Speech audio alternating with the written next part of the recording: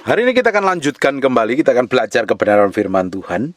Saya seringkali mendengar ketika orang jatuh dalam dosa, orang bikin kesalahan, hidupnya hancur, hidupnya kacau, sehingga atau keluarganya kacau berantakan, yang disalahkan setan.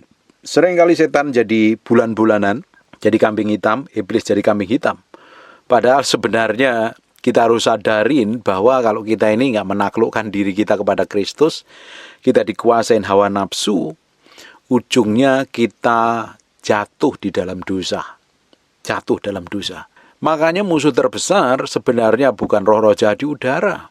Musuh terbesar di dalam diri kita ini sebenarnya adalah di area pikiranmu, di area kemauanmu, di area kehendakmu.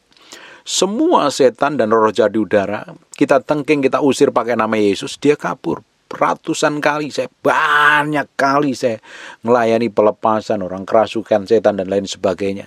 Ketika kita sebut dengan nama Yesus, kita usir dalam nama Yesus, kita tengking dalam nama Yesus, mereka kabur. Setan roh jahat itu kabur dan terjadi kelepasan. Tetapi ada hal yang kita nggak bisa tengking, tapi harus kita salibkan. Namanya apa? Keinginan. Keinginan daging, keinginan hawa nafsu ini, kalau kita nggak taklukkan kepada Kristus, kita nggak bisa tengking, kita nggak bisa doain. Ini perlu disalibkan, ini perlu disangkali, dan kita harus menaklukkannya di hadapan Tuhan. Sesuai dengan firman Tuhan, baru kita bisa mengalami kemenangan. Orang Kristen yang sudah lahir baru, hidup benar di dalam Tuhan itu tidak bisa dirasuk setan. Makanya pelayanan pelepasan itu sekali harusnya seumur hidup. Sekali engkau lahir baru, dilayani pelepasan, beres, kelar, urusanmu kelar. Tapi saya temukan banyak orang terus-terusan pingin didoakan pelayanan pelepasan. Mau apa lagi yang dilepaskan? Artinya kalau engkau pingin dilayani pelepasan, kamu dikuasai oleh hawa nafsumu, kamu dikontrol dan melakukan dosa, sehingga dosa menjadi pintu celahnya setan untuk masuk menguasai dirimu. Nah, setan dan roh jahat di udara itu tidak bisa nyentuh kita kalau kondisi kita ini dalam kondisi benar di hadapan Tuhan. Kita diproteksi, dijaga, dilindungi oleh darah Yesus. Dosa menjadi pintu masuknya roh jahat dan setan-setan masuk ke dalam diri kita dan menguasai kita. Tapi selama hatimu benar, hidupmu benar, engkau hidup kudus, hidup berjalan sesuai dengan firman, engkau berjalan dalam kekudusan, setan tidak bisa sentuh, tidak bisa jamah kamu. Sampai kamu buka celah. Coba kita akan lihat. Di Yakobus pasal yang pertama, ayat yang ke-14. Tetapi tiap-tiap orang dicobai oleh keinginannya. Orang itu dicobai oleh keinginannya. Keinginan. Itu munculnya dari mana? Keinginan mata, keangkuhan hidup, keinginan daging. Dari yang dilihat, yang didengar. Akhirnya pingin. Dan ujungnya apa? Nah, tiap-tiap orang dicobai oleh keinginannya sendiri. Keinginannya sendiri. Terus tidak dikendalikan, tidak dikontrol. Akhirnya keinginan itu diseret. Menyeret begitu rupa. Dan dipikat olehnya, oleh keinginan tadi. Keinginan tadi nyeret dan memikat begitu rupa. Lebih berkuasa, lebih nonjol, lebih mengendalikan, lebih mengontrol diri kita. Dan apa yang terjadi?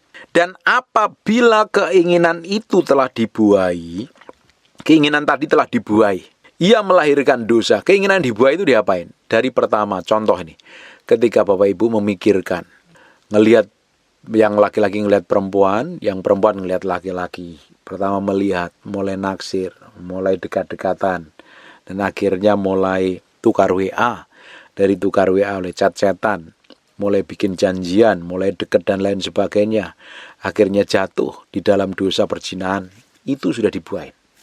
Atau mungkin Bapak Ibu dengar perkataan jelek, perlakuan jelek dari orang lain. Pertama dengar saja. Tapi kamu masuk ke dalam hati. Muncul akhirnya. Sampai kesel, jengkel, kecewa, dan sakit hati. Manifestasinya ketika engkau sakit hati, benci. Benci, dendam, dan dendam ujungnya membunuh. Ketika keinginan itu dibuai, dia melahirkan dosa. Dan ketika dosa itu sudah matang, ia melahirkan maut. Jadi ada bagian yang harus kita mengerti. Setelah kita ikut Tuhan, kita harus pikul salib, sangkal diri, matiin daging. Menguasai diri sepenuhnya, menaklukkan diri kita sepenuhnya di hadapan Tuhan. Kalau keinginan itu udah dibuahin dan begitu matang ujungnya, sampai kebal, ditegur, dinasihati, tidak bisa, ditemplak, dengerin khotbah, dengerin pengajaran, tidak mau bertobat. Belajar firman, nggak ngerti, ditegur gembalamu, nggak mau sadar, ditegur suamimu atau istrimu, nggak mau bertobat. Lama-lama matang tadi. Ujungnya apa? Melahirkan maut. Makanya ada cawan murka Tuhan. Seperti kejahatannya orang Amori itu ditunggu genap kejahatannya. Sampai cawan murkanya itu penuh. Ditunggu cawan murka itu penuh, kejahatannya penuh. Dan ujungnya apa? Bangsa Amori dibinasakan oleh Allah. Sama.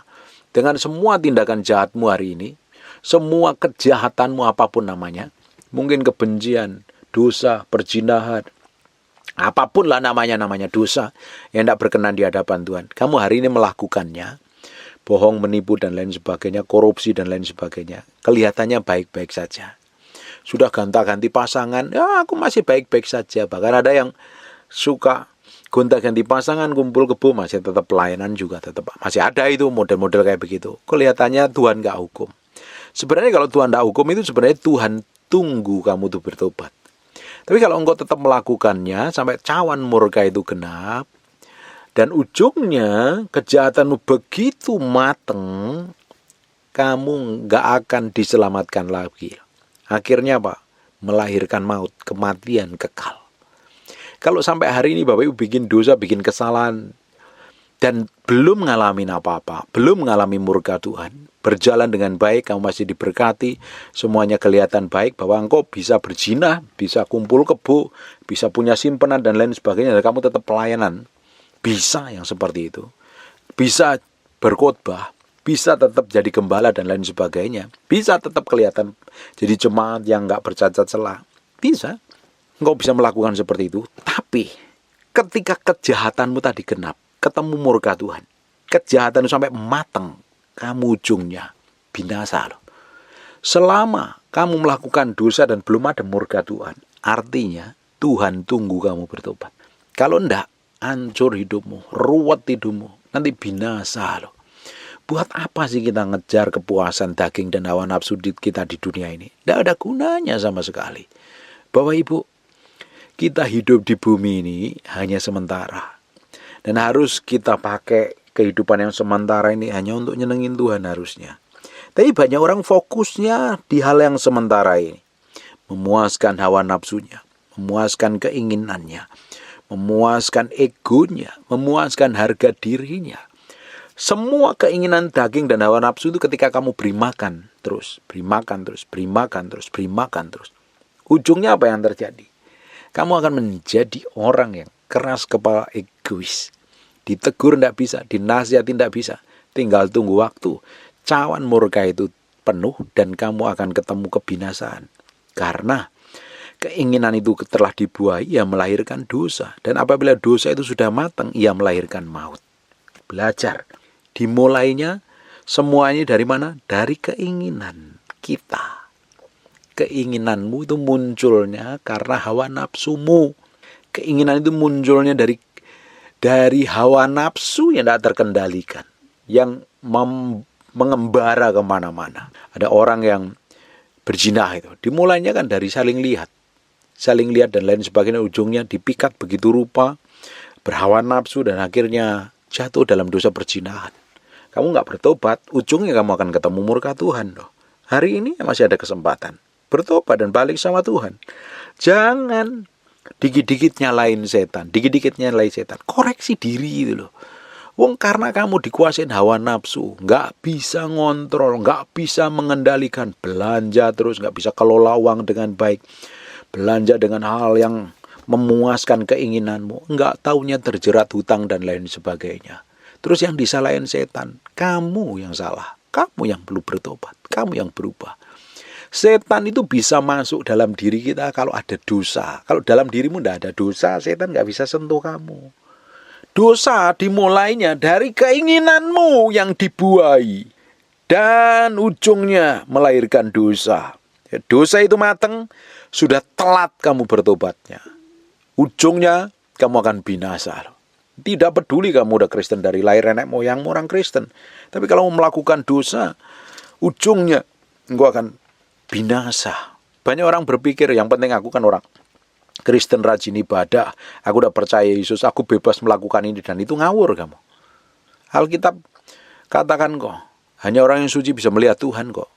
Orang yang bisa masuk ke kota kudusnya Tuhan adalah orang yang suci hatinya. Bagaimana mungkin Tuhan bisa bersatu dengan orang yang berdosa? Tidak bisa. Makanya hari ini, selama masih kasih karunia tersedia, masih ada kesempatan, kita berubah dan bertobat balik sama Tuhan. Jangan ngikutin hawa nafsumu terus. Kalau kau ngikutin hawa nafsumu terus, tidak ada habis-habisnya. Tidak ada habis-habisnya. Kamu meski sadar, kita juga meski sadar. Kelemahan kita di mana, kekurangan kita di mana. Nah, kita meski tahu kekurangan kita itu harus kita serahkan di hadapan Tuhan. Jangan sampai kekurangan dan kelemahan kita ini menjadi pintu masuknya setan untuk menghajar kita, menguasai kita. Nanti engkau sampai garis akhir nggak didapatin, menggenapi destinasinya. Banyak orang Kristen hanya berkutat di area sini terus. Hanya jatuh, babak belur, ruwet hidupnya dan lain sebagainya. Nah, kamu nggak bisa mengendalikan dirimu, ya kamu akan jatuh terus loh, babak belur terus loh. Kenapa kok kita meski belajar firman seperti ini? Tujuannya supaya kita ini ngalami kemenangan. Coba lihat di ayat yang ke-12-nya. Berbahagialah orang yang bertahan dalam pencobaan. Kita ketika ngadapin pencobaan, kita mesti bertahan.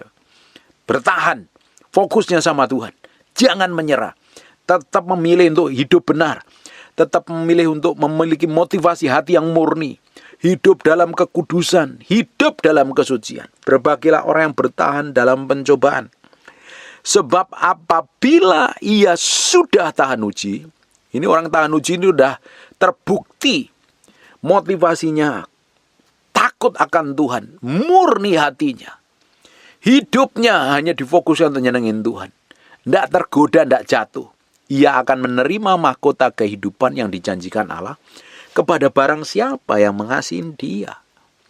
Kita harus bisa menguasai diri kita begitu rupa. Jangan sampai kita jatuh di dalam pencobaan. Sekarang kita maju di Yakobus pertama ayat yang keduanya. Saudara-saudaraku, anggaplah sebagai kebahagiaan apabila kamu jatuh ke dalam berbagai pencobaan. Kadang pencobaan itu diizinkan sebenarnya tujuan untuk menguji kita.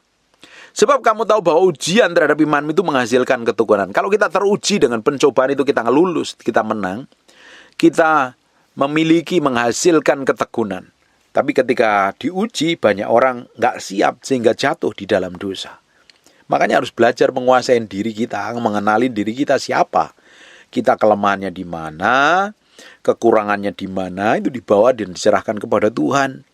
Biar Tuhan gantikan kelemahan kita dengan kekuatannya Tuhan sehingga kita mampu mengalami kemenangan. Kenapa sih Bapak Ibu mesti dengerin khotbah, dengerin pengajaran, merenungkan firman, meditasi firman, bergaul dengan Roh Kudus?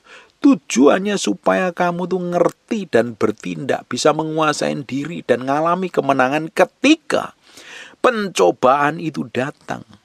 Di ayat yang ketiganya, sebab kamu tahu bahwa ujian terhadap imanmu itu menghasilkan ketekunan. Dan biarlah ketekunan itu memperoleh buah yang matang.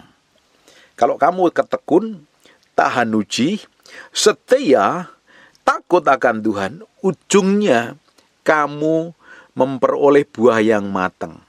Supaya kamu menjadi sempurna dan utuh dan tidak kekurangan suatu apapun. Tetapi kalau dosa tadi sudah matang, ujungnya melahirkan maut. Sama-sama matang. Satu, yang matang karena bertahan dalam pengujian, bertahan lewat ujian, lewat dan memiliki ketekunan, ujungnya buahnya matang begitu rupa dan kita didapati menjadi sempurna dan utuh, tidak kekurangan satu apapun. Tetapi kalau kau tetap melakukan dosa dan pelanggaran, ya, dosamu begitu matang, kamu akan binasa. Ketika engkau mati dalam kebinasaan, mati di dalam dosa, tidak ada jalan keluar lagi. Makanya selama masih kita tinggal di muka bumi ini, masih ada kesempatan yang Tuhan berikan supaya kita memilih jalan kebenaran, hidup di dalam kebenaran. Amin. Makanya bukti dari kita menghidupin kebenaran firman, tindakanmu, sikapmu, kelakuanmu sejalan sesuai dengan kehendak Tuhan. Makanya koreksi hatimu sendiri setiap hari. Bertindak hati-hati, dipikir, ditimbang dengan baik. Jangan bertindak seenak maumu sendiri, ngikutin keinginan hawa nafsumu sendiri. Ada bagian yang harus kita taklukkan di dalam diri kita ini. Di dalam diri kita ini ada raksasa. Kalau kita nggak kendalikan, kita kalahkan, raksasa itu yang akan menang. Egomu, hawa nafsumu, keinginan matamu, kedaginganmu. Itu kita harus taklukkan. Kalau kita nggak bisa menaklukkan raksasa di dalam diri kita, raksasa itu yang akan menguasai. Bapak Ibu bisa bayangkan kalau raksasa itu menguasai dirimu, kamu akan dipenuhi dengan kedagingan dan hawa nafsu. Ujungnya apa yang terjadi? Ketika engkau dipenuhi hawa nafsu dan keinginan daging, engkau hidup di dalam dosa dan setan punya hak ketika engkau melakukan dosa, menguasai hidupmu. Dia akan mengontrol dan mengendalikan hidupmu. Makanya dimulainya dari mana? Mengendalikan diri dan menguasai diri. Kalau hidupmu hari ini hancur, babak belur, kelakuanmu bejat, jelek, buruk sikapmu, berangasan liar, hubungan keluargamu babak belur, jangan disalahkan setan dulu, koreksi hatimu. Ada kesalahan di mana, diberesin dulu. Bertobat dulu. Pelan-pelan berjalan bersama Tuhan. Berjalan bersama Tuhan. Dan kau pasti akan mengalami pemulihan. Penting ini. Karena semua orang tidak suka ketika dikoreksi. Tapi senang dipuji. Padahal koreksi itu bisa mendatangkan kebaikan, kemurahan, dan kedahsyatan Tuhan loh. Harusnya. Tapi pada kenyataannya, kita tidak suka dikoreksi, tidak suka ditegur. Kalau hari ini engkau ditegur oleh firman Tuhan, bertobat dan berubah. Artinya Tuhan mau hidupmu ke level yang berbeda, dengan tingkat urapan yang berbeda, dan dibawa ke dalam anugerah dan kemurahannya.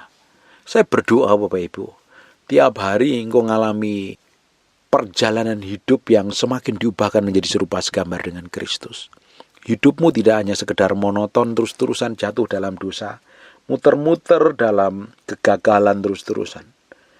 Dan ketika engkau gagal, engkau nggak mengalami kemenangan, engkau nggak mencapai destinasi yang Tuhan tetapkan dalam hidupmu. Belajar menyelidiki sampai kedalaman batinmu, kelemahanmu. Karena kelemahan-kelemahan kita ini menjadi pintu di mana setan bisa menguasai diri kita loh. Kelemahan kita. Maka kita harus menguasai diri.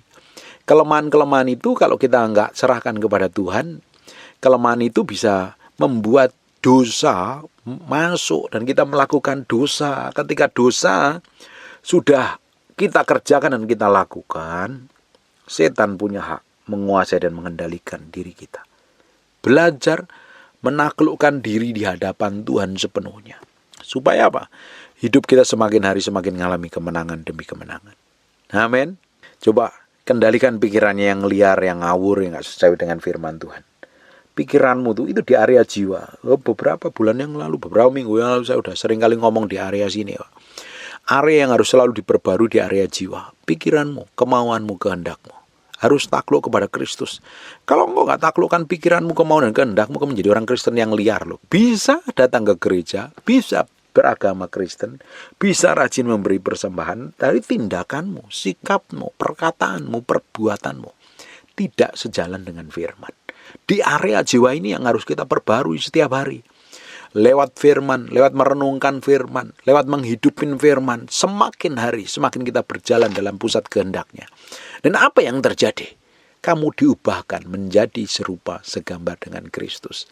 Ketika kamu menaklukkan pikiranmu kepada Kristus, kamu tahu harus bertindak seperti apa. Ketika ada pencobaan datang, kamu harus berkelakuan seperti apa, bersikap seperti apa. Ujung dari apa yang kamu lakukan dan kerjakan, kau akan mengalami namanya breakthrough dan terobosan di segala hal. Setan gak bisa sentuh kamu, setan gak bisa jamah kamu. Karena kamu jaga hatimu begitu rupa kok. Akhirnya yang terpancar dari hidupmu adalah kehidupan yang memberkatin banyak orang. Amin. Orang-orang yang bisa mengendalikan diri dan menguasai diri, yang terpancar dari hidupnya apa? bengis, kejam, ketus, jahat, cerewet, bawel, nyakitin, benceno, dan lain sebagainya. Menaklukkan diri sepenuhnya kepada Kristus. Engkau akan hidup berjalan dari kemenangan satu pada kemenangan yang lain. Amin. Saya berdoa hari ini engkau menikmati anugerah dan kemurahan Tuhan yang dahsyat dan luar biasa. Perjalanan hidupmu akan dibawa ke dalam level di mana kemenangan ada di sana. Semakin hari engkau semakin menguasai diri dan mengendalikan diri.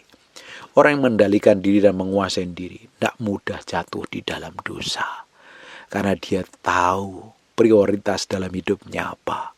Tapi orang yang tidak bisa mengendalikan diri, ngikutin ego dan hawa nafsunya, orang ini mudah sekali jatuh di dalam dosa. Kita harus mengalami kemenangan demi kemenangan. Sehingga perjalanan kekristenan kita menjadi berkat bagi banyak orang. Amin. Tutup matamu, tutup Alkitabmu, kita berdoa. Bapak, terima kasih buat firman. Kami materaikan dengan darah anak domba. Firman ini nempel dari hari ke hari, semakin begitu berkuasa dan hidup kami semakin diubahkan menjadi serupa segambar dengan Kristus. Dalam tindakan, sikap, dan perbuatan kami mencerminkan kemuliaan Tuhan. Dan aku berdoa setiap orang rajin mendengar firman-Mu, firman yang hamba-Mu sampaikan, diberkatin Tuhan. Diberkatin Tuhan. Mengalami breakthrough dan terobosan. Aku berdoa untuk setiap orang yang sakit dan mengalami kelemahan tubuh. Oleh bilur Yesus, oleh darah Yesus, jadilah engkau tahir, jadilah engkau pulih, jadilah engkau sehat. Jadi seperti aku doakan dan katakan. Dalam nama Yesus. Haleluya. Amin. And God bless you. Terima kasih siang hari ini. Terima kasih Tuhan. Terima kasih Tuhan. Kau baik, Kau baik. Lihat sampai kedalaman hati kami Tuhan. Koreksi dengan firman-Mu, bahwa kami menjadi serupa segambar dengan Kau. Kami hanya ingin menyenangkan hati-Mu, bukan yang lain Tuhan. Dapatin hati kami menyenangkan hati. Siang hari ini Roh Kudus, kami memberi hati kami untuk Engkau, untuk diubah, dijamah, dilawat Tuhan. Enggak ada yang lain yang lebih mulia selain Engkau. Enggak ada yang lain Tuhan. Buat hati kami nempel dengan Engkau Tuhan.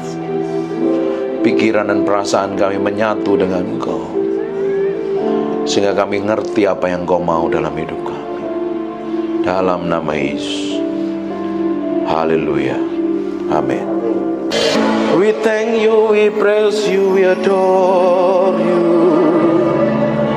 We thank you, we praise you, we adore you. Terima kasih siang hari ini.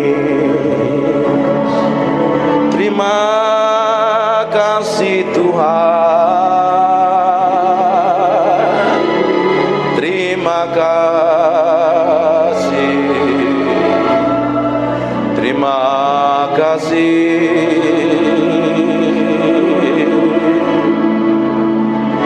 Di dalam hadirat-Mu kami diubahkan mengenal Engkau.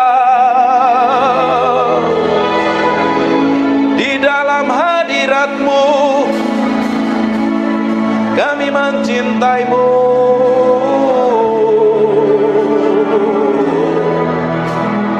Mencintai-Mu, Roh Kudus. Roh Kudus.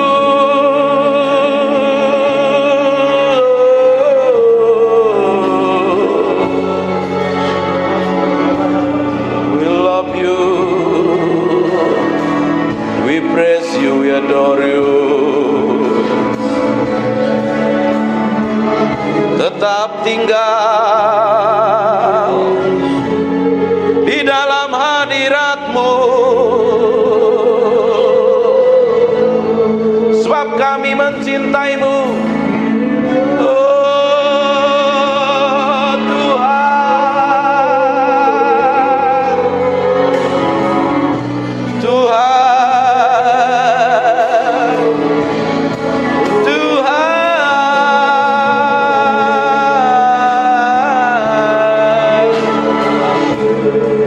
Naralamo, senebede pianaramo.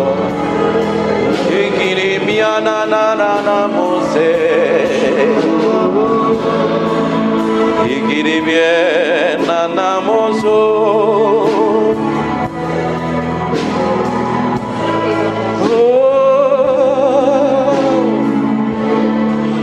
We praise you, we praise you, we praise you. We praise you, we praise you.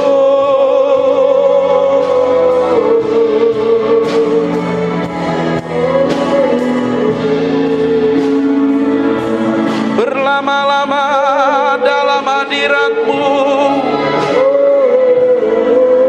menikmati kuasa-Mu, Tuhan. Tuhan,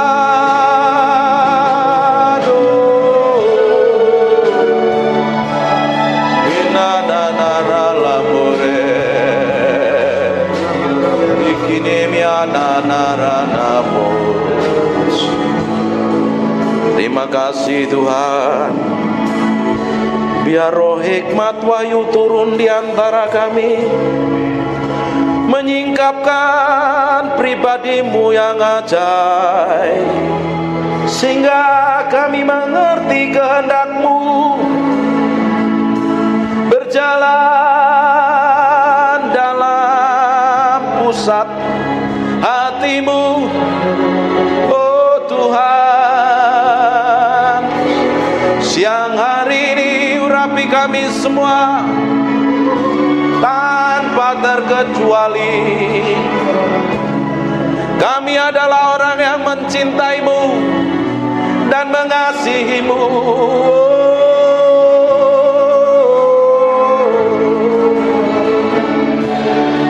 Haleluya, haleluya, haleluya. Terima kasih. Yang merasakan hadirat Tuhan kasih tepuk tangan yang meriah. Hanya untuk Raja yang mulia. Haleluya. Amin. Silakan duduk dalam hadirat Tuhan.